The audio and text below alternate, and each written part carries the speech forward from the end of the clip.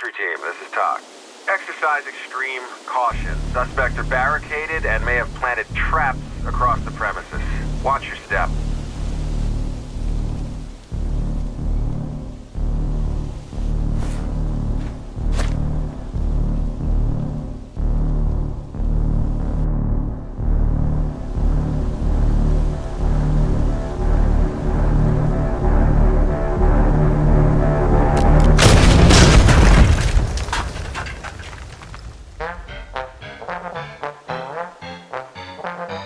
Hey guys, it's Buoyant, and are you tired of accidentally killing someone, violating an ROE, or just dying and dying and dying? Well, in this video I'm going to teach you guys how to achieve an S run in every mission already not, whether it's casual, standard, hard difficulty, and best strat for your team to win. Enough talking, let's just get straight into the video. Now we gotta know how to achieve an S run. To achieve an S, you must complete every main and soft objective you have. So bring order to chaos, rescue all civilians, and any other tasks you have that you must complete. However, there is also more you need to do. First off, you need to make sure to secure all evidence around the map, like guns and weapons that could be left by an enemy or already spawned on the site. So if you get the prompt to finish the mission early, don't click it. As well, everyone must be alive, civilians and suspects, and even your officers. You might think that's easy, but it's not. Suspects that are dead, unconscious, or alive give different points amounts, and for you to get an S, you must get the maximum amount of points in the mission as you can without losing any. So if a suspect is unconscious or dead in the mission, you can't achieve an S, even if it's one suspect or one civilian. And like I said before, you can't have any penalties, like shooting a civilian, friendly fire, or executing people. First off, we gotta set up ourselves for the missions. I recommend playing in quick play mode, while in commander mode you do get a buffs, such as suspect surrenders or more non-lethal weapons. If you have operators with those traits, you can't restart a mission in commander mode, and if one of your AIs die, which will happen, then you have to grind for that character again. And you also can't get an S rank. You can also achieve an S rank in multiplayer mode, however I wouldn't recommend doing that since AI is probably better than players in this game, and if one of your teammates die, then you can't get an S run in that run. Now we're going to set up our team's loadouts. First off, we'll set up our own loadout first. We'll want a beanbag shotgun for our primary, a TRPL for our secondary, mirror gun for a long tack, and then for a vest we'll want to carry a heavy carrier with a full coverage and steel plates. Now for our slots, we want to have around 4 to 5 beanbag rounds for our primary and 2 slots for our TRPL. We want to have 3 flashbangs, and you can even bring a lockpick tool to open a door faster. Finally, for our helmet, we want to have bulletproof masks on with NVGs, either one works, and flash goggles. You can change the loadout depending on what mission and what you prefer, so if you don't like the beanbag shotgun, you can just use the VKS or the TBL instead of the beanbag. However, the beanbag is the best for stopping enemies since one shot would usually force an enemy to surrender. If you are doing a smaller mission, you can bring less ammo and gear up with other items, however that's just my recommendation. Now for your AI teammates, you'll want to equip them with the M32A1 flash launcher, TRPL, and any tactical excluding shields.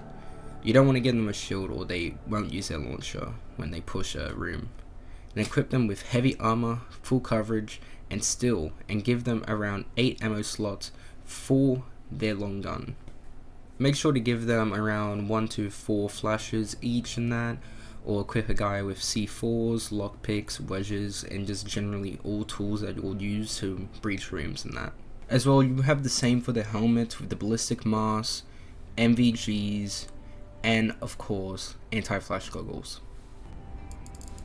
Now if you don't have any of the DLC weapons, that's fine. For your AI teammates, if you don't have the launcher, simply just use the VKS or TPL for them. Do not use the beanbag shotgun, as the beanbag shotgun can be lethal on headshots and your AI teammates do have a chance of shooting a target in the head. As well, for the TPRL, simply equip any other sidearm in the game, but make sure not to give ammo to it for you and your teammates. If it does have ammo, then your AI teammates can use it to shoot at people. As well, you might think, why can't you use the launcher? However, the main reason why is because of friendly fire damage. If you shoot the launcher 5 meters away from a teammate, they will take friendly fire damage. And because they take friendly fire damage, you'll lose points, which stops you from getting an S run. Now, before you go into a mission, I highly recommend you at least get a B to an A rank in each mission. This way you know the levels layouts, where enemies typically spawn, and what type of suspects you're versing, and of course what they look like. Now, before you go into a mission, make sure to pick the right spawn for most missions, as it doesn't matter, but a mission like Relapse matters a lot because of the bridge. If you spawn on the default front, you have all these windows pointing at you when you're crossing the bridge, and it can lead you to your death. So spawn at this side, since when you cross the bridge, there won't be any windows pointing to you. As well, doing this on hard, make sure to listen to what Tok says, as he can help you understand what the environment of the mission is, like telling you if there's a bomb present, but also if the map has traps. Maps such as Lethal Obsession and Idols of March will always have a bomb present on them, but in hard difficulty, maps like Elephant will have traps on them, which is not normal for standard difficulty. Now, once you're ready, or not, it's best for you to put your team first. Your AI teammates are easier and faster to aim and are more durable to guns than you. As well, they have the launchers, which is able to instantly, most of the time, knock an enemy to the ground. As well, when an enemy is stunned, keep your gun on them. In hard difficulty, when they finish that stun animation, they will instantly start aiming and firing. So make sure to shoot them again while they're in this animation, so you don't give them an opportunity to fire back. Don't worry, you won't violate your ROE when they're in this animation. Same for civilians. To make them surrender faster, simply shoot them with your gun to make them go down faster. You can even bash them, and that works too. Since it's not non-lethal,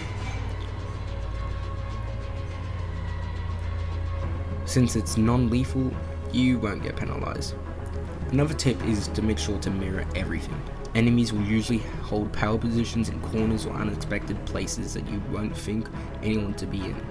And when they're in these spots, they're ready to shoot at you. So make sure whenever you're pushing, check corners and power positions. Enemies also love to roam on hard difficulties, so make sure you're always watching your back at most times. As well, path yourself. Make sure you plan where you're going to go and clear and open. Try pushing through spots that have lots of cover and won't get you killed by an enemy that's looking there. Especially rooms that have a lot of lines of sight and paths enemies can use to kill. You try to avoid them for later and clear out rooms where you can have one-on-one encounters, so you can clear around that room you're pushing.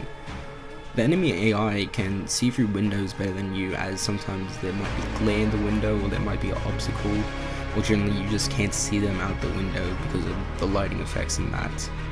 So they can still see you, but you can't see them. So try to avoid those type of areas, especially maps like Idols or March, where you'll obviously have this outside area. I find it hard to see enemies outside, but they can see you pretty easily.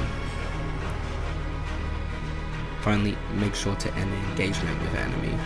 If you shoot at a hostile and they either run away or you run away from them, they will become aggro. When they're aggro, they will do different things in that, but most of the time, the thing you should be careful is that they'll still try to run at you and kill you in that. And if you leave them off your mind in that, then they'll just come and bite you in the ass when you least suspect it in that. So make sure if you make an enemy angry, you try to finish that engagement as fast as possible. Finally, the biggest tip I can give you when trying to S rank is prioritize your life. You are more vulnerable than your teammates, and if you die, then the mission's pretty much over. So always send your teammates in, like I said before, but prioritize your life the most. For example, instead of having to arrest each civilian, you can command them to go outside and leave the building, where they'll run to the spawn of the building and then instantly be arrested. This makes it way faster, and you can just keep moving and moving. You still have to arrest suspects, but it makes it way faster. As well, you can turn on highlight weapons. This is a tool that can help you see weapons that you might have missed or can't find when you arrest a suspect in that. I highly recommend this if you want to S-rank a mission and get it done. After you brought order to chaos, you'll have the ability to do a search and secure. This will allow your teammates to walk around the map and look for any evidence or things you miss, such as reporting a dead body or failure to secure a weapon in that. However, your AI teammates will not pick up any soft objectives. For example, reporting a file or anything. You still have to find that file yourself. Anyways, that's it for the video, guys. I hope you find something interesting that can help you try to achieve an S run. Just saying that just following all of these aren't going to make you achieve an S run. It takes multiple tries, especially because the AI is stupid sometimes. They'll look in one direction when an enemy's there and they'll just get gunned down instantly. As well, your teammates can still die. So ultimately, it's about trial and error. The first couple of missions, like the lighter missions, are pretty easy. But then when you start getting to harder missions like relapse or hide and seek, then yeah, it's gonna take you forever to get that S rank. However, it's just trial and error and trying to fix on your mistakes in that. If you want to see me how I S ranked a mission like relapse, it's actually out right now in the video and you can click it from this video. Anyways, it's been Buoyant out.